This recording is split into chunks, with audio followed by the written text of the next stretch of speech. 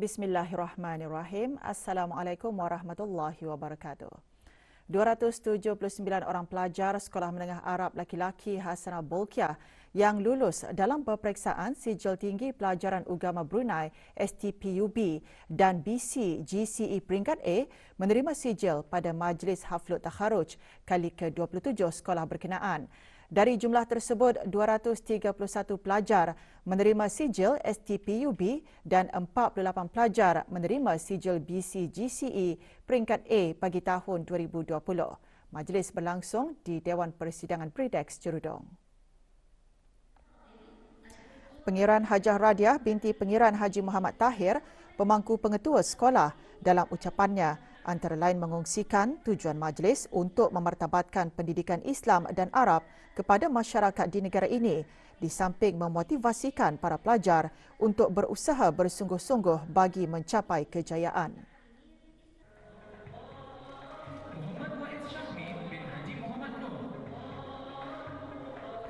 Penyampaian sijil disempurnakan oleh Datuk Seri Setia Dr. Awang Haji Japar bin Haji Mat Dain alias Maidin, Timbalan Mufti Kerajaan.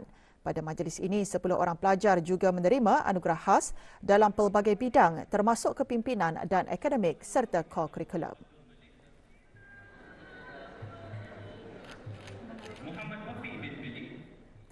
Forum khas melestari Islam di alam Melayu dalam era kontemporari, isu perlindungan kanak-kanak dibincangkan pada hari kedua persidangan antarabangsa Islam di alam Melayu Ikon Imat kali ke-10. Forum Anjuran Universiti Islam Sultan Sharif Ali Yunisa dengan kerjasama pameran dan persidangan pertengahan tahun Brunei MICE berlangsung di Pusat Persidangan Antarabangsa Brakas. Hadir Dr. Siti Nurkhalbi binti Haji Wahsalfilah, Timbalan Setiausaha Tetap Kebudayaan, Kementerian Kebudayaan Belia dan Sukan. 3 ahli panel dari pelbagai latar belakang membentangkan beberapa kertas kerja.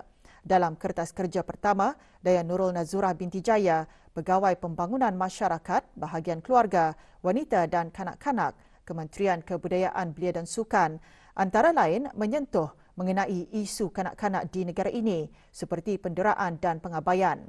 Dalam kertas kerjanya juga mengongsikan talian bantuan 121 dan 141 mempermudahkan masyarakat menghubungi bagi membuat aduan mengenai isu tersebut.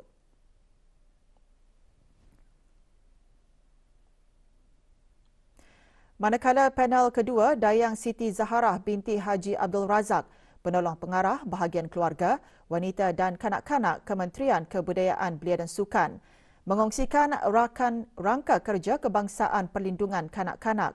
Menurutnya, rangka kerja tersebut mempunyai 6 teras yang bertugas untuk lebih mengemaskan dan meningkatkan kerja penguatkuasaan untuk perlindungan kanak-kanak di negara ini dengan lebih efisien.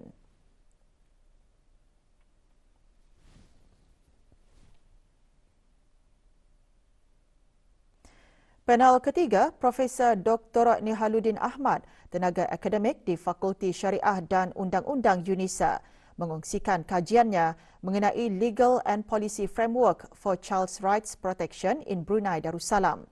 Projek tersebut menurutnya masih berjalan dan telah membuat beberapa cadangan bagi pihak yang relevan untuk mengemaskini perundangan berkaitan kanak-kanak yang mempunyai kelainan upaya dan menjelaskan secara terperinci beberapa definisi seperti sumbang mahram dan definisi kanak-kanak itu sendiri. Additionally, the children's right is to get free education, what I have already said. But we are very Beberapa peserta forum ketika ditemui berkata, forum yang diadakan sangat berguna, lebih-lebih lagi ianya berkaitan dengan penderaan dan permasalahan kanak-kanak. Menurut mereka, pendedahan yang diberikan patut dilaratkan dari semasa ke semasa. Pada saya yang berada di sekolah, yang masa mengajar kepada murid-murid dan juga sepatutnya dilaratkan info ini kepada orang awam dan juga kami khasnya guru-guru di Jabatan Pendidikan Islam. Sangat memberi manfaat. Dalam masa yang sama kami juga diberi maklumat mengenai dengan talian helpline 141 dan juga talian khusus bagi kanak-kanak iaitu 121. Dalam mengelolakan minggu pertama bagi pameran dan persidangan pertengahan tahun Brunei MICE yang bertemakan Minggu Islam, persidangan pasaran model Islam Brunei Darussalam BCAM diteruskan lagi kemarin. Dianjurkan oleh Brunei Institute of Leadership and Islamic Finance BILIF dengan kerjasama International Centre for Education in Islamic Finance INSEF Malaysia dan disokong oleh Autoriti Monetary Brunei Darussalam AMBD. Persidangan disambung dengan ucap tama dan beberapa perbincangan yang berlangsung di Pusat Persidangan Antarabangsa Brakas.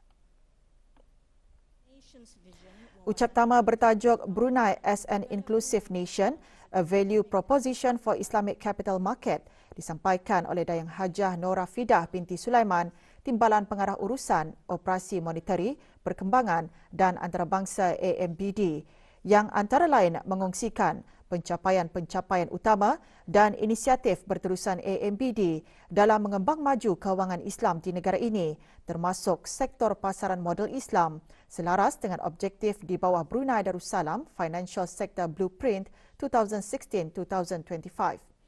6 topik memfokuskan pengukuhan, pelestarian serta keterangkuman ekosistem pasaran model Islam juga dikongsikan oleh pakar-pakar tempatan dan antarabangsa dalam persidangan hari kedua ini.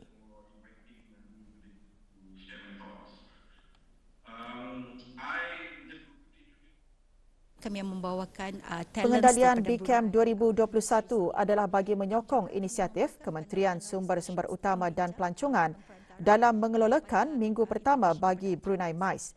Maklumat mengenai acara serta program anjuran BILIF boleh diperoleh melalui akaun Instagram dan laman sesawang yang tertera. Started in 2009, since 2009 a lot of things have been done. But recently, over the last 4 or 5 years, it has been... Satu lagi program yang termasuk dalam MICE ialah Persidangan Antarabangsa Pendidikan Fiqh Al-Zakat PAP FIZ. Semasa persidangan itu, isu berkaitan zakat secara teori dan praktikal serta hasil penyelidikan dan kajian berhubung kait dengan zakat serta mengemukakan penyelesaian terhadap isu-isu berkaitan antara perkara yang akan dibincangkan dalam pembentangan lebih 20 kertas kerja. Persidangan akan diadakan bermula esok selama 2 hari di Dewan Musyawarah Pusat Persidangan Antarabangsa Brakas. Perkara tersebut dikongsikan semasa sidang media mengenainya di Kolej Universiti Perguruan Agama Seri Begawan, Kupu SB. Sebagai satu platform untuk penyebaran ilmu dan pertukaran maklumat, pengalaman untuk diaplikasikan dalam pembangunan ekonomi Islam melalui zakat ini. Satu tema telah pun ditetapkan, iaitu temanya ialah memperkasa sosio-ekonomi umat Islam melalui zakat. Di majlis penutup nanti akan ada dibentangkan beberapa resolusi hasil daripada pembentangan kertas kerja daripada dalam dan luar negara. Persidangan Antarabangsa Pendidikan Fiqh Al-Zakat, anjuran bersama Kupu SB dan Majlis Ugama Islam Brunei, Kementerian Hal Ehwal Ugama, bertujuan memperkasa dan memartabatkan kedudukan zakat di peringkat tempatan negara dan global. Orang ramai dialu-alukan hadir ke persidangan tersebut dengan mematuhi garis panduan yang ditetapkan oleh Kementerian Kesihatan serta pemakaian baju bersesuaian semasa persidangan. Sejak pembukaan tempahan slot suntikan bagi warga emas pada 22 April lalu, 4,689 orang warga emas telah menerima suntikan vaksin COVID-19. Kajian-kajian saintifik menunjukkan warga emas adalah golongan yang mempunyai risiko lebih tinggi mendapat komplikasi yang lebih teruk dari jangkitan COVID-19 dan suntikan vaksin COVID-19 telah dibuktikan boleh mengurangkan risiko jangkitan COVID-19 bagi warga emas. Kementerian Kesihatan sangat mengalu-alukan dan memberikan keutamaan kepada warga emas untuk mendapatkan suntikan vaksin COVID-19. Mereka dinasihatkan untuk membuat tempahan slot suntikan vaksin COVID-19 melalui aplikasi BruHealth bagi mengelakkan menunggu lama. Walau bagaimanapun, slot untuk walk-in masih disediakan dengan jumlah yang terhad. Ruang khas juga disediakan untuk warga emas membuat pendaftaran vaksinasi COVID-19. Kita sangat bersyukur kepada Allah SWT kerana kerajaan ke bawah Yang Maha Mulia Paduka Seri Baginda Sultan kerana telah memberikan secara percuma kepada rakyat Baginda. Alhamdulillah, syukur kepada Allah pasal vaksin ini dibagi secara percuma. Jadi saya dan keluarga berterima kasih kepada ke bawah Yang Maha Mulia. Amatlah baiklah bagi kita sebagai rakyat untuk menerima injeksi ini untuk menjaga keselamatan petani walau di mana petani berada.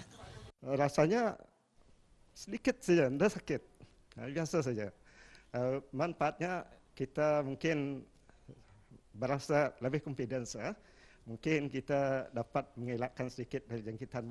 Selepas benjik ini tidak ada pulang apa-apa rasanya. Macam biasalah. Benjik ini sebab kerajaan menggalakkan tani benjik untuk menjaga diri dan menjaga semualah, menjaga keluarga semua. 2 kes sembuh COVID-19 disahkan dengan tiada kes baharu jangkitan COVID-19 dicatatkan kemarin. Kementerian Kesihatan dalam siaran akhbarnya mengenai perkembangan terkini situasi jangkitan COVID-19 di negara Brunei Darussalam juga memaklumkan 8 kes aktif masih dirawat di Pusat Pengasingan Kebangsaan. Sementara itu, jumlah keseluruhan kes di negara ini kekal 244 kes dengan kes yang sembuh 233.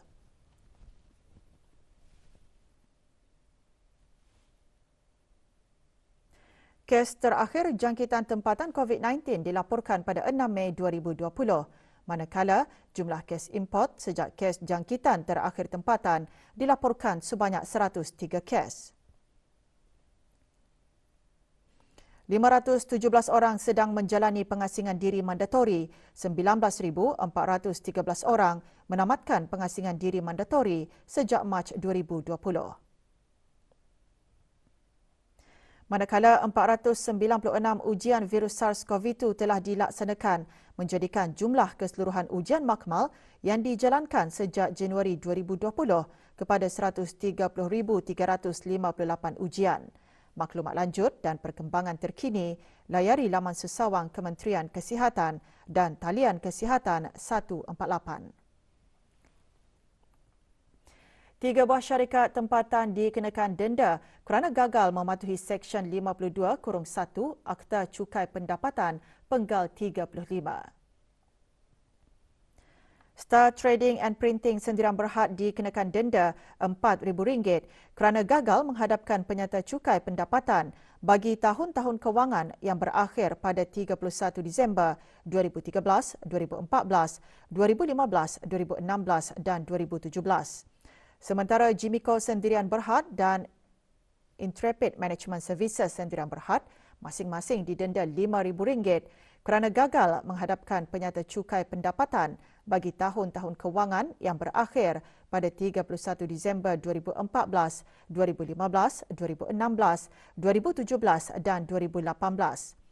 Bahagian hasil Kementerian Kewangan dan Ekonomi mengingatkan syarikat-syarikat yang berdaftar di bawah Akta Syarikat Penggal 39 untuk menghadapkan penyata cukai pendapatan masing-masing selewat-lewatnya pada 30 Jun bagi tahun taksiran yang berkenaan.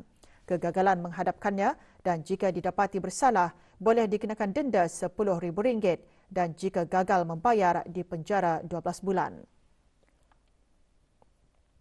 Memberi bantuan dengan menderma darah kepada unit tabung simpanan darah di negara ini merupakan tanggungjawab bersama yang boleh menyelamatkan nyawa pesakit yang memerlukan. Kemarin diadakan kempen derma darah Hospital Pengiran Isteri Hajah Mariam, daerah Temburong. Dikendalikan oleh Perkhidmatan Makmal Hospital Pengiran Isteri Hajah Mariam. Kempen berunsurkan kemasyarakatan dan membawa kebaikan untuk diri sendiri dan juga menggalakkan para masyarakat, tidak kira bangsa dan agama, bagi sama-sama membantu mereka yang memerlukan. Kempen derma darah ini diadakan adalah untuk menambah stok darah di Makmal Hospital Pengiran Isteri Hajah Mariam dan memastikan makmal kami adalah self-sufficient dalam penyimpanan stok darah. Dengan cara ini kami juga membantu memastikan stok darah di hospital, di pusat pendermaan darah di Hospital Raja Isteri Pangeran Anak Saleha adalah mencukupi. Menderma darah bukan hanya dapat menyelamatkan nyawa orang lain, tetapi pada masa yang sama, penderma turut menikmati faedahnya dari segi kesihatan. Salah satunya membantu untuk orang yang memerlukan. Yang kedua untuk kesihatan kita ni lah, badan kita ni. Selepas menderma darah tu rasa macam fresh, segar. Sama-sama pun menyelamatkan nyawa orang lain, nyawa sama-sama lah. Lepas tu sama-sama jom untuk kesihatan diri sendiri je.